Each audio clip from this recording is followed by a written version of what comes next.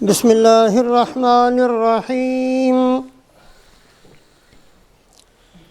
الحمد للہ نحمده ونستعینه ونستغفره ونؤمن به ونتوکل علیہ ونعوذ باللہ من شرور انفسنا ومن سیئات اعمالنا من يهده الله فلا مضل له ومن يضلله فلن تجد له وليا مرشدا أما بعد فقال الله تبارك وتعالى أعوذ بالله من الشيطان الرجيم بسم الله الرحمن الرحيم وَيَوْمَ يُعْرَضُ الَّذِينَ كَفَرُوا عَلَى النَّارِ أَذْهَبْتُمْ طَيِّبَاتِكُمْ فِي حَيَاتِكُمُ الدُّنْيَا وَاسْتَمْتَعْتُمْ بِهَا فَالْيَوْمَ تُجْزَوْنَ عَذَابَ الْهُونِ بِمَا كُنْتُمْ تَسْتَكْبِرُونَ فِي الْأَرْضِ بِغَيْرِ الْحَقِّ وَبِمَا كُنْتُمْ تَفْسُقُونَ وعن انس رضی اللہ تعالی عنہ قال قال رسول اللہ صلی اللہ علیہ وسلم ان اللہ لا يظلم مؤمنا حسنة يعطى بها في الدنيا ويجزى بها في الآخرة وأما الكافر فيطعم بحسنات ما عمل لله بها في الدنيا حتى إذا أفضى إلى الآخرة لم تكن له حسنة يجزى بها أو كما قال رسول الله صلى الله عليه وسلم۔ آج امت مسلمہ کا ہر بچہ، ہر جوان، ہر بوڑھا، ہر مرد، ہر عورت، ہر پڑھا لکھا، ہر ان پڑھ، ہر شہری، ہر دیہاتی اس بات کو جانتا ہے کہ پوری روئے زمین پر مسلمان جہاں کہیں بھی آباد ہیں وہ پریشان ہیں، وہ مصیبتوں کا شکار ہیں، وہ بے حیثیت سمجھے جاتے ہیں، وہ قسم پرس مانے جاتے ہیں، وہ دوسروں کے رحم و کرم پر ہیں۔ اگر اسی بات کو اہل علم سے پوچھا جاتا ہے کہ یہ سارا مسئلہ کیوں ہے تو وہ جواب میں کہتے ہیں کہ ہمارے گناہوں کی وجہ سے ہے۔ جب یہ بات ان کے سامنے آتی ہے کہ ہمارے گناہوں کی وجہ سے ہے تو امت مسلمہ کا بہت بڑا طبقہ اس جواب پر مطمئن نہیں ہوتا۔ ان کا کہنا یہ ہے کہ آج جو قومیں خوشحال ہیں، جن کے ہاتھ میں اقتدار ہے، جو انسانیت کو جیسے چاہے استعمال کرتے ہیں، وہ کون سا گناہ گار نہیں ہیں؟ ان کے گناہ تو ہم سے بھی زیادہ ہیں۔ ہم اللہ رسول کو مانتے ہیں، وہ تو اللہ رسول کو بھی نہیں مانتے۔ ہم چلو کہیں نہ کہیں کسی نہ کسی درجے میں 5%، 2%، 1% اللہ کی مان لیتے ہیں، اور کچھ نہیں تو روزے رکھ لیتے ہیں، اور کچھ نہیں تو حج کر لیتے ہیں، اور کچھ نہیں تو کسی کو کھانا کھلا دیتے ہیں۔ کچھ نہ کچھ تو عمل ہمارے پاس ہیں، کچھ نہ کچھ نیکیاں تو ہمارے پاس ہیں۔ اس کے باوجود پھر ساری کی ساری امت پریشان کیوں ہے؟ اگر اسی سوال کا جواب قرآن پاک سے اور حدیث پاک سے تلاش کیا جائے تو بات بہت ہی وضاحت کے ساتھ ہم سب کے سامنے آ جاتی ہے۔ سب سے پہلی بات تو یہ ہے کہ اللہ کا جو قانون قدرت ہے وہ دنیا کے اندر مسلمان کے لیے الگ ہے، غیر مسلم کے لیے الگ ہے۔ قانون قدرت آخرت میں سب کے لیے برابر ہوگا، لیکن دنیا کے اندر اللہ پاک کا جو نظام ایک مسلمان کے لیے ہے، غیر مسلم کے لیے وہ نہیں ہے۔ ابھی جو آیت شریفہ پڑھی اور ابھی جو حدیث پاک پڑھی گئی ہے، یہ آیت شریفہ سورہ احقاف کی ایک آیت شریفہ ہے۔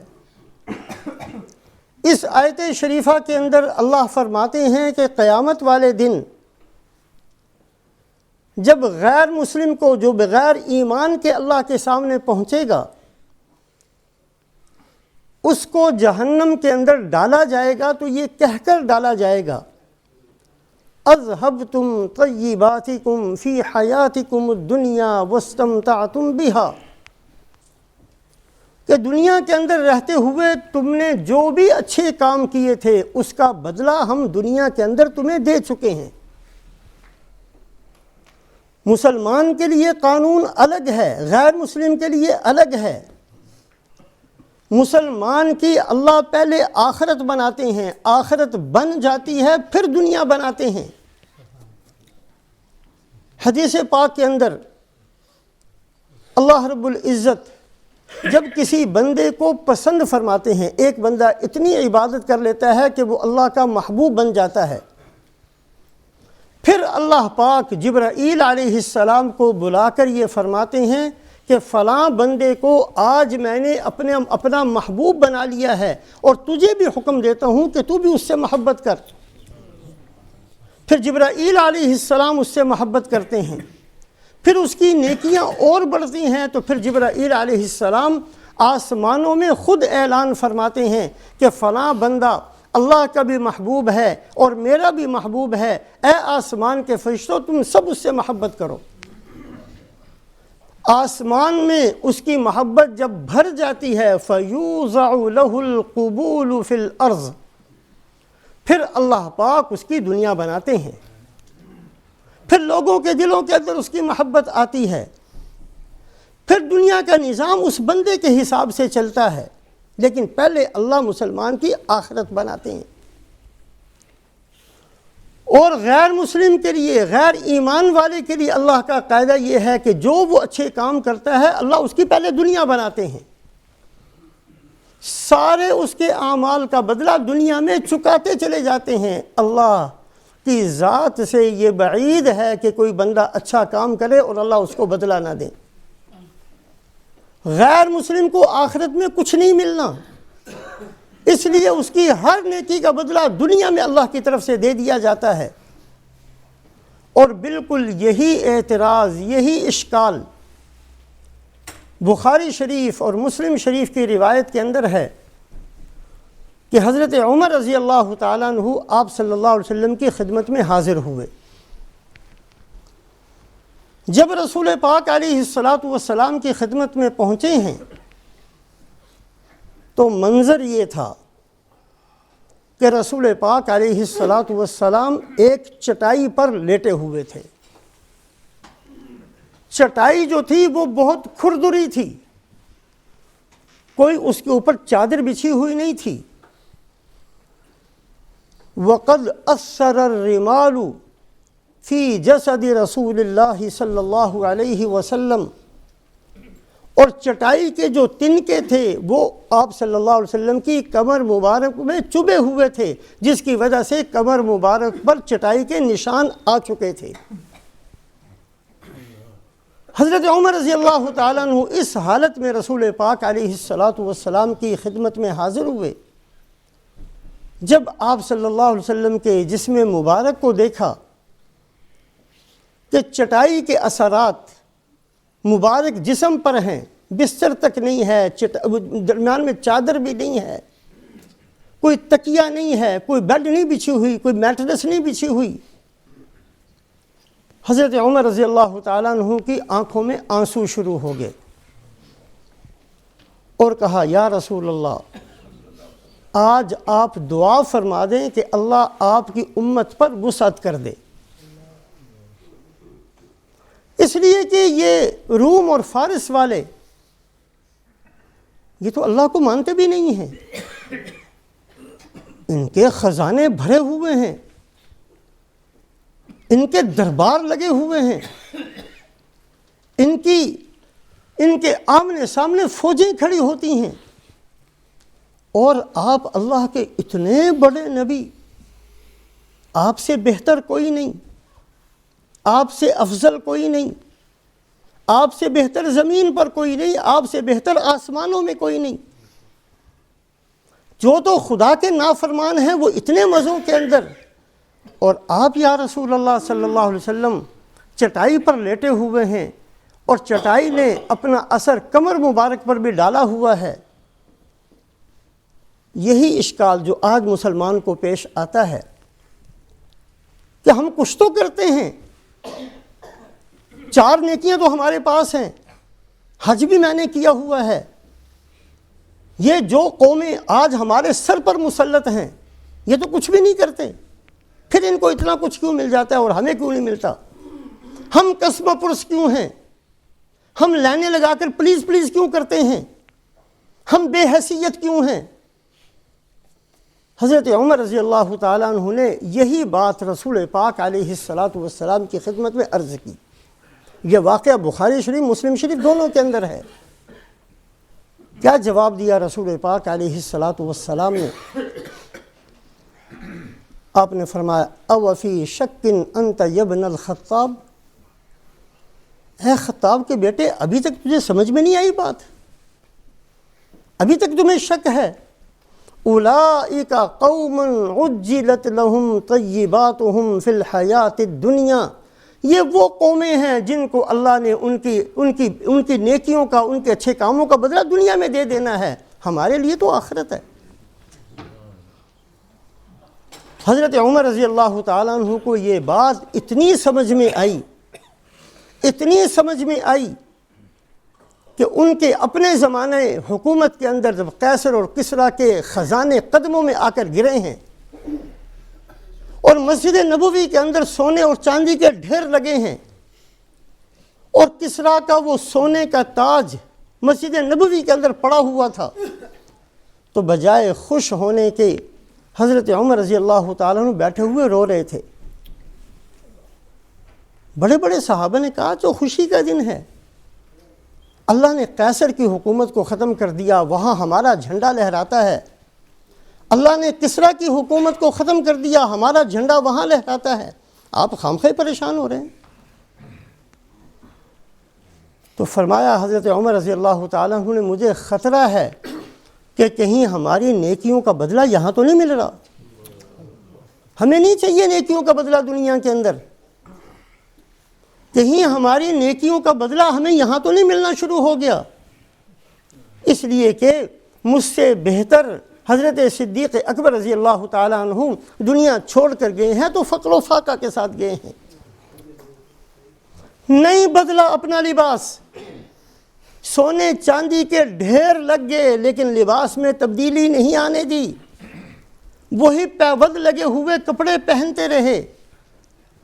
مسجد اقصی فتح کرنے کے لیے جا رہے ہیں، کچھ صحابہ نے جب یہ رائے دی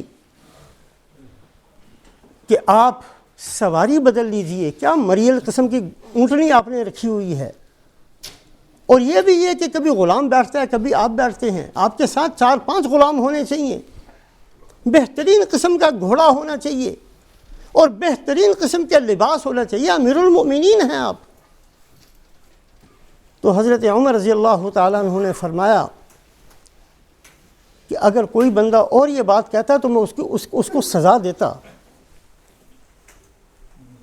کُنَّا أَذَلَّ النَّاسِ فَأَعَزَّنَا اللَّهُ بِالْإِسْلَامِ، ہم تو قسم و پرس لوگ تھے، اسلام کی وجہ سے ہمیں عزت ملی ہے، اور جس دن ہم نے اسلام کو چھوڑ دیا اللہ ہمیں ذلیل و رسوا کر دیں گے۔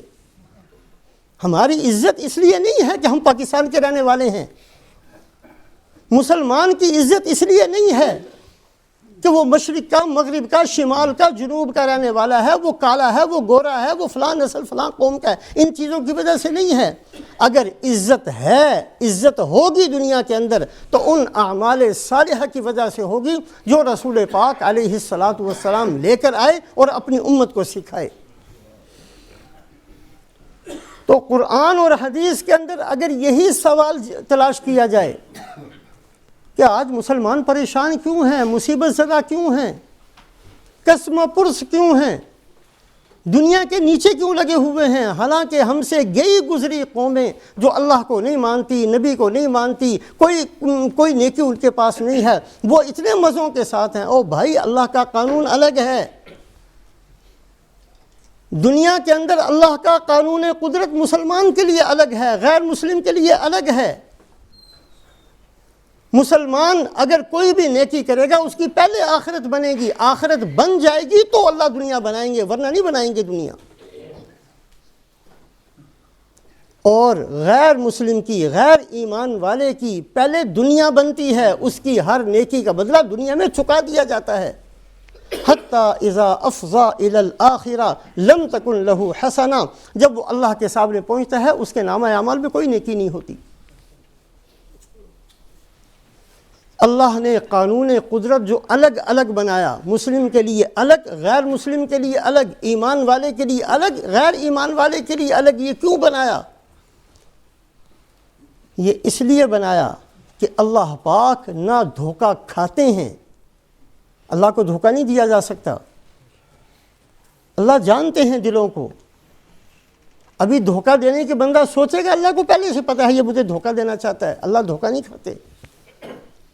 اور نہ ہی اللہ پاک اپنے نام سے دھوکہ چلنے دیتے ہیں۔ دنیا کے اندر اللہ کے نام سے انسانیت کو دھوکہ نہیں دیا جا سکتا۔ مسلمان کلمہ پڑھنے والا وہ دنیا کے سامنے یہ اعلان کرتا ہے کہ میں اللہ کا ہوں، میں اللہ کی ماننے والا ہوں، میں اللہ کی ماننے والا ہوں، اس لیے اللہ کی مدد بھی میرے ساتھ ہے، اللہ کی نصرت بھی میرے ساتھ ہے، اللہ کی طاقت بھی میرے ساتھ ہے، اللہ کا نظام بھی میرے ساتھ ہے۔ جب یہ گناہ کرتا ہے تو اللہ نے اس کو غلط ثابت کرنا ہے۔ تیرے ساتھ نہیں ہے، اعمال کے ساتھ ہے۔ تیرے ساتھ میری مدد نہیں ہے، تیرے ساتھ اس لیے میری مدد نہیں ہے کہ تو فلاں ملک کا ہے، تیرے ساتھ اس لیے مدد تھی کہ تو میرے نبی کا فرما بردار تھا۔ اللہ دھوکہ نہیں چلنے دیتے۔ ہم دنیا کو یہ بتائیں کہ ہم اللہ کی ماننے والے ہیں اور کریں خدا کی نافرمانی، ہم دنیا کے سامنے یہ تاثر پیش کریں کہ ہم نبی کے خادم ہیں اور ساری زندگی ان کی نافرمانی کرتے چلے جائیں، اللہ یہ دھوکہ دنیا میں چلنے نہیں دیتے۔ اللہ صاف صاف بتاتے ہیں کسی بندے کے ساتھ میری مدد نہیں ہے، اگر میری مدد ہے تو ایمان کے ساتھ ہے، اعمال صالحہ کے ساتھ ہے۔ اللہ کبھی توفیق دے، آج ہی گھر جا کر سورہ توبہ کی آیت نمبر 25 پڑھیں۔ وَلَقَدْ نَصَرَكُمُ اللَّهُ فِي مَوَاطِنَ كَثِيرًا وَيَوْمَ حُنَيْنٍ إِذْ أَعْجَبَتْكُمْ كَثْرَتُكُمْ فَلَمْ تُغْنِ عَنْكُمْ شَيْئًا وَضَاقَتْ عَلَيْكُمُ الْأَرْضُ بِمَا رَحُبَتْ ثُمَّ وَلَّيْتُمْ مُدْبِرِينَ۔ اللہ فرماتے ہیں حنین میں کیا ہوا؟ حنین میں مسلمانوں کی تعداد 14,000، مقابلے میں دشمن صرف 4,000، صرف 4,000۔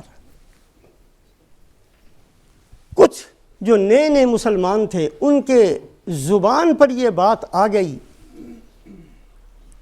بدر میں ہم صرف 313 تھے، احد میں ہم صرف 700 تھے، احزاب میں ہم صرف 3,000 تھے، خیبر میں ہم صرف 1,400 تھے، ہمارے مقابلے میں لاکھوں کے حساب سے، ہزاروں کے حساب سے تھے۔ جب ہمیں فتح مل گئی تو آج کیوں نہیں ملے گی؟ حنین کے اندر 14,000 کا لشکر اور مقابلے میں 4,000، اللہ نے شکست دے دی۔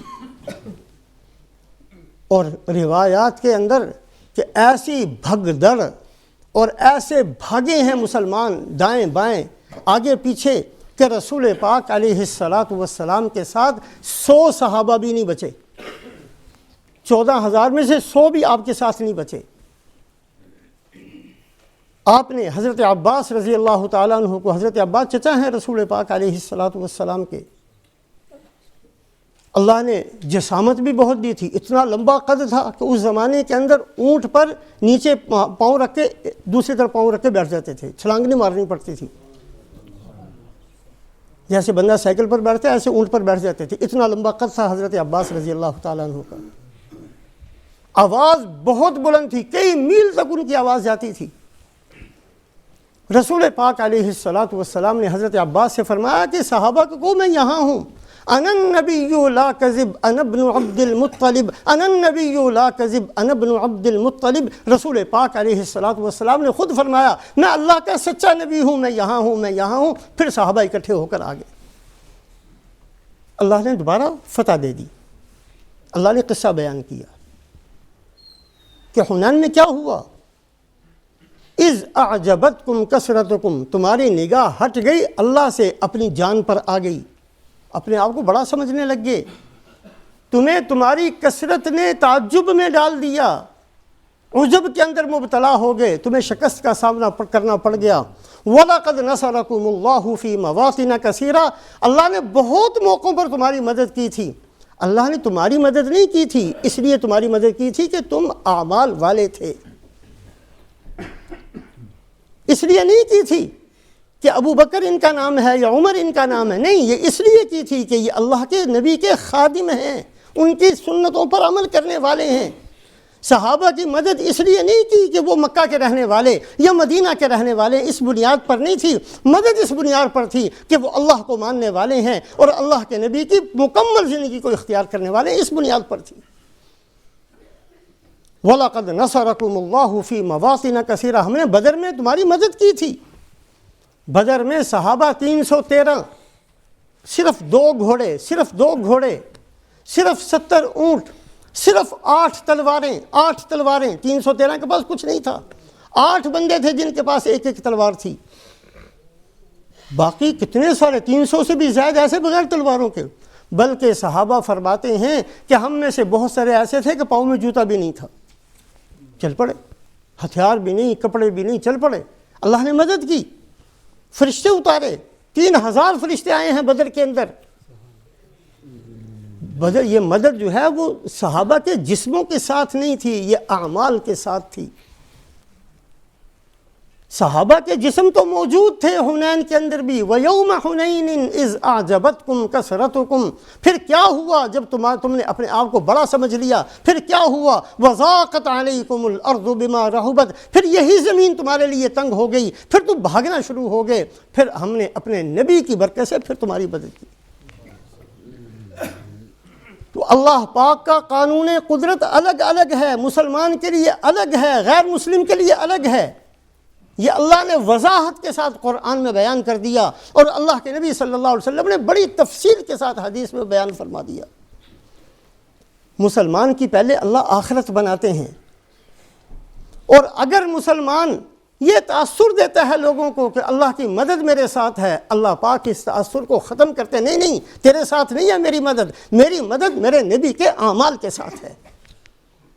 کوئی بھی لے کر آ جائے، بلال آ جائیں حبشہ کے رہنے والے، ان کی مدد ہو جائے گی۔ سلمان فارسی آ جائیں، فارس کے رہنے والے، ان کی مدد ہوگی۔ صہیب روم سے آ جائیں، ان کی مدد ہوگی۔ ابو جہل مکہ کا رہنے والا نہیں لے کر آئے گا، نہیں کریں گے مدد۔ اللہ کی مدد کسی بندے کی ذات کے ساتھ نہیں ہے، کسی مخصوص علاقے کے ساتھ نہیں ہے، اللہ کی مدد ایمان کے ساتھ ہے، اور اللہ کی مدد اعمال صالحہ کے ساتھ ہے۔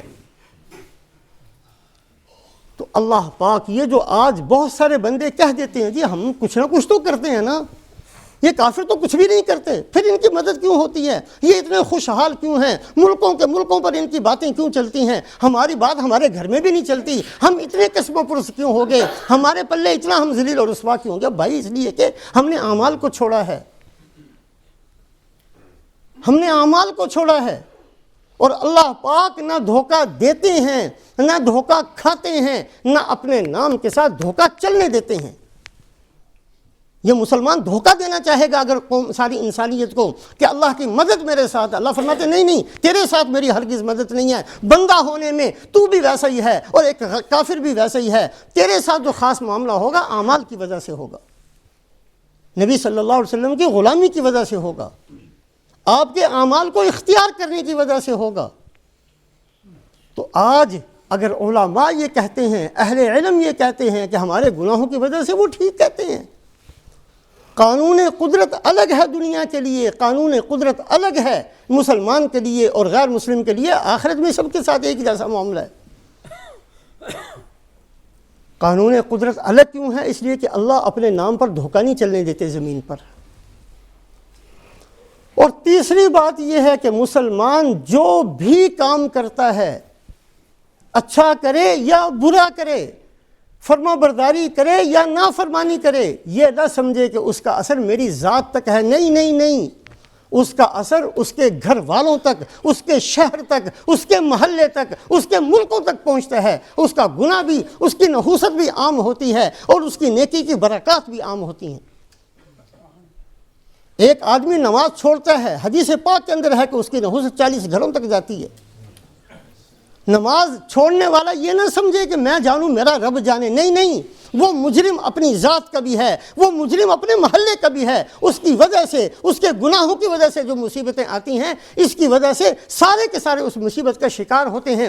حضرت عائشہ رضی اللہ تعالیٰ عنہ پوچھتی ہیں، انا ہلک وفینا الصالحون، یا رسول اللہ بڑے بڑے نیک لوگ ہم میں موجود ہوں، پھر بھی عذاب آ سکتا ہے، پھر بھی ہم ہلاک ہو سکتے ہیں، پھر بھی بربادی آ سکتی ہے؟ فرمایا ہاں پھر بھی آ سکتی ہے۔ اذا کثر الخبث، جب بھی بگاڑ بڑھ جائے، جب بھی گندگی بڑھ جائے، گندے خیالات عام ہو جائیں، گندی سوچیں عام ہو جائیں، مسلمان جو گندی سوچ کے ساتھ بازار میں ہے، اسی گندی سوچ کے ساتھ مسجد کے اندر بھی آ جائے۔ یہ مسلمان کی سوچ تو نہیں تھی کہ مجھے پیسے مل جائیں، پیسے مل جائیں، پیسے، یہ کوئی مسلمان کی سوچ تھی؟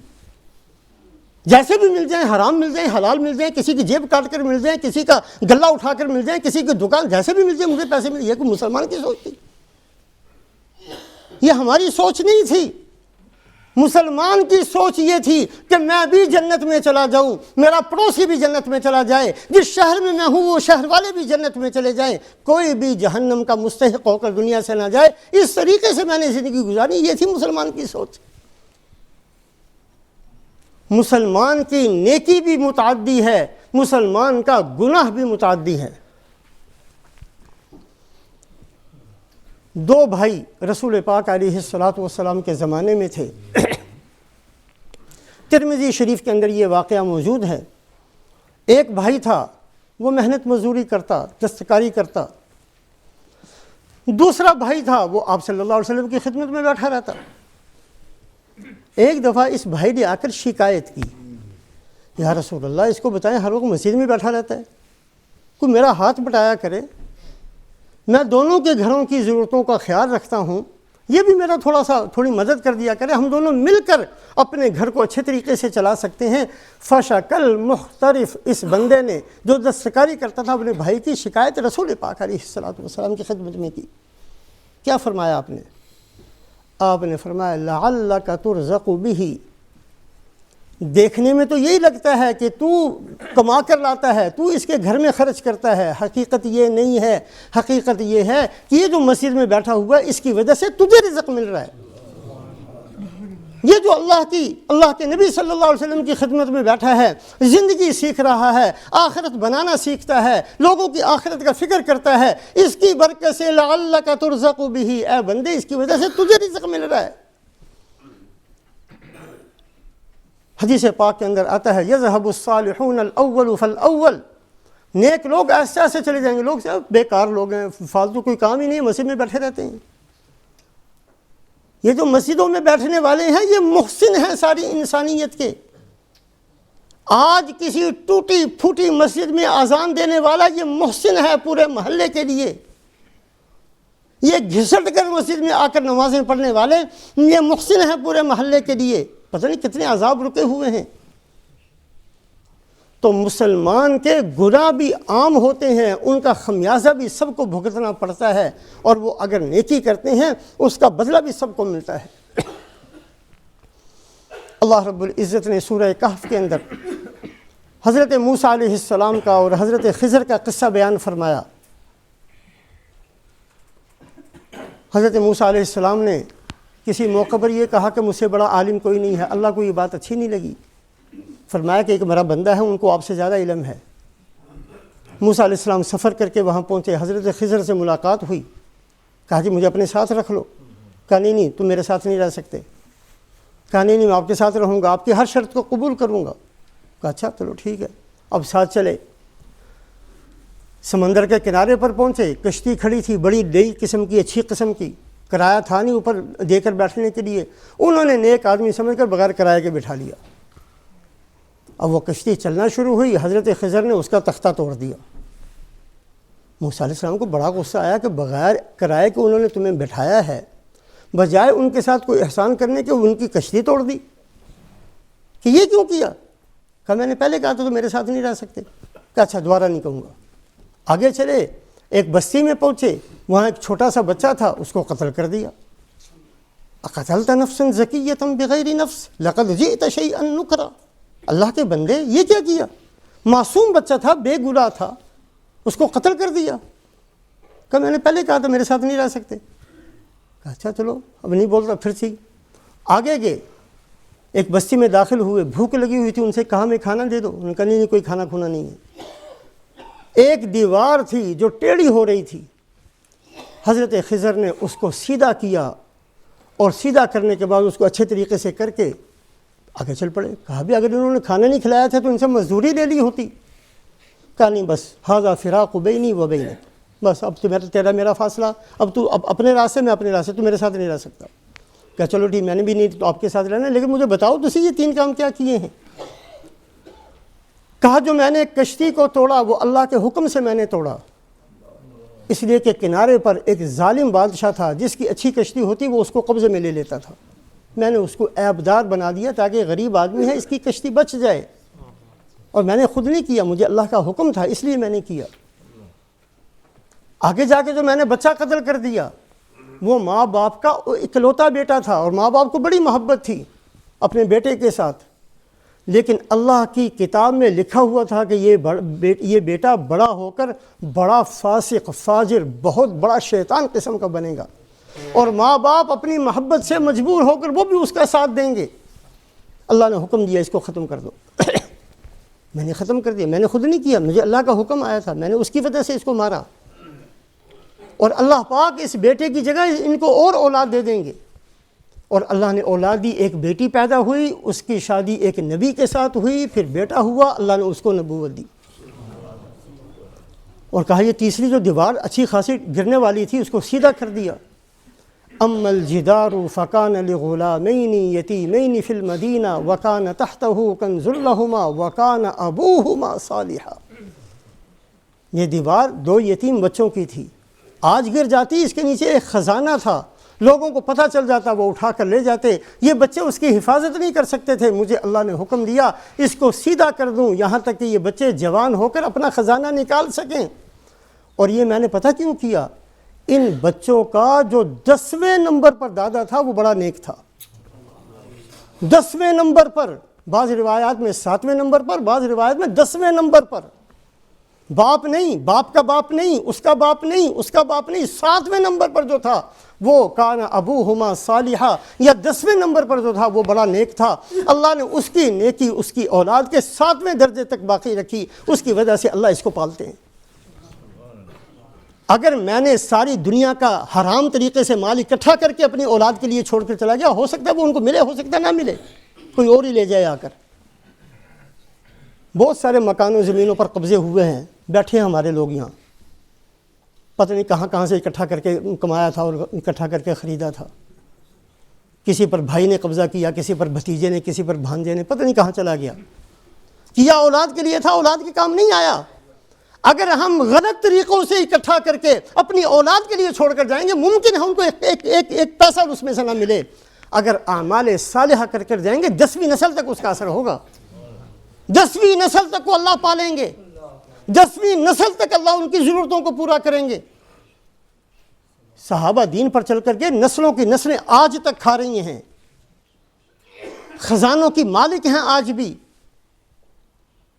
تو اللہ پاک کا جو قانون قدرت ہے، قانون قدرت کو سمجھنا ہے۔ قانون قدرت الگ ہے ایمان والے کے لیے، الگ ہے غیر ایمان والے کے لیے۔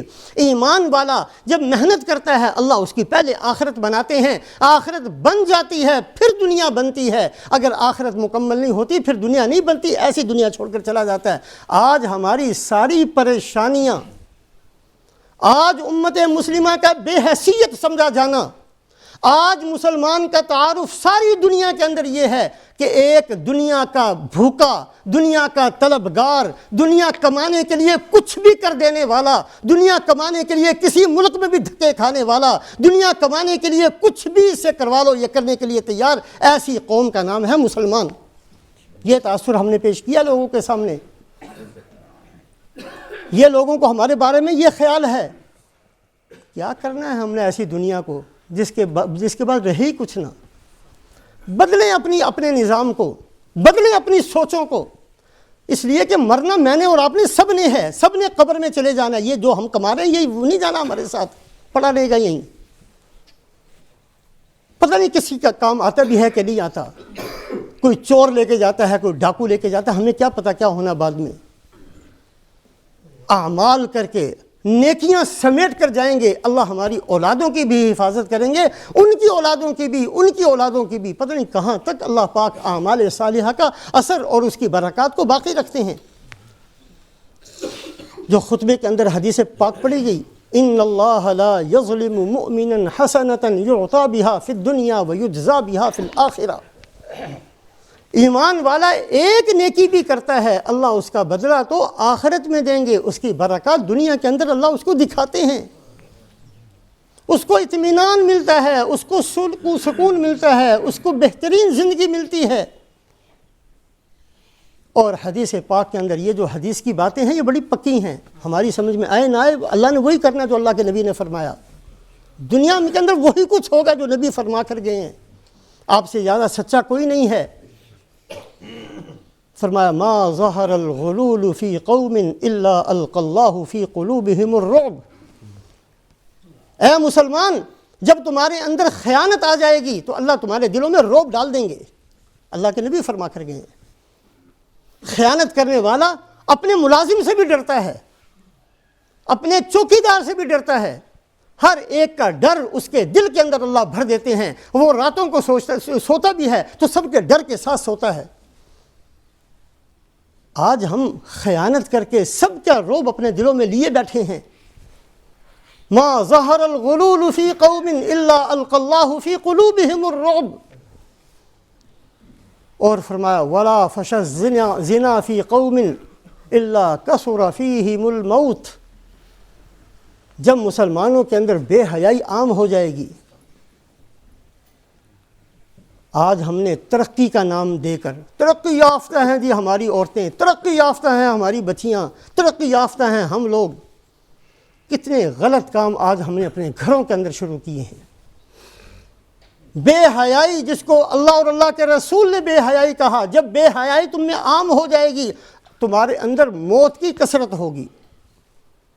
کبھی کسی کی خبر صبح کو، دوپہر کو، شام کو، ہر روز کسی نہ کسی ایک کئی خبریں ہم سنتے ہیں، مر گیا فلاں، مر گیا فلاں، مر گیا فلاں، چلا گیا۔ ہم نے بھی سب لے چلے جانے۔ اور فرمایا کہ جس قوم کے اندر ولا حکم قوم بغیر حق، اور جب بھی یہ لوگ فیصلے کریں گے اور یہ فیصلے ان کی اپنی مرضی کے مطابق ہوں گے، اللہ کے بتائے ہوئے طریقے کے مطابق نہیں، اللہ کے نبی کے بتائے ہوئے اصولوں کے مطابق نہیں، فیصلے ہوں گے تو اپنی خواہش کی بنیاد پر، فیصلے ہوں گے تو اپنی مرضی کی بنیاد پر، جب لوگ یہ کریں گے تو پھر اللہ رب العزت ان کو ویسے ہی ان سے رزق ہی ختم کر دیا جائے گا۔ لاکھوں کا مالک ہے پھر بھی وہ کنگال سے بھی زیادہ پریشان ہے، فقیر سے بھی زیادہ رو رہا ہے۔ ہر بندہ روتا ہوا، ہر بندہ چیختا چلاتا ہوا آج نظر آتا بھی کیا مصیبت پڑ گئی ہمیں۔ اللہ نے سب کچھ دے دیا، اب تو اطمینان سے بیٹھ تو نہیں بیٹھتے، اس لیے کہ وہ اللہ بیٹھنے نہیں دیتے۔ اپنی زندگیوں کو بدلنے کا ارادہ کریں۔ ہم غلط راستوں پر چل پڑے ہیں، اپنے راستوں کو ٹھیک کریں۔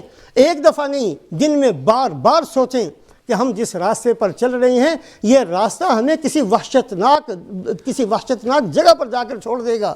ہمیں اس راستے پر چلنا ہے جو راستہ قبر تک جائے تو قبر روضۃ من ریاض الجنہ بنی ہوئی ہو، وہ راستہ اللہ کے سامنے جائے تو اللہ اپنے عرش کا سایہ نصیب فرما دیں، خدا کے سامنے کھڑے ہوں تو اللہ پاک ستاری کا معاملہ فرما دیں، فیصلے کا دن ہو تو اللہ نامہ اعمال کو جھکا دیں اور اللہ پاک جنت ہمیں نصیب فرما دیں۔ ہم نے ان راستوں پر چلنا ہے۔ کوشش کریں، محنت کریں، ایک دوسرے کے لیے دعائیں بھی کریں۔ اللہ ہم سب کو عمل کی توفیق دے۔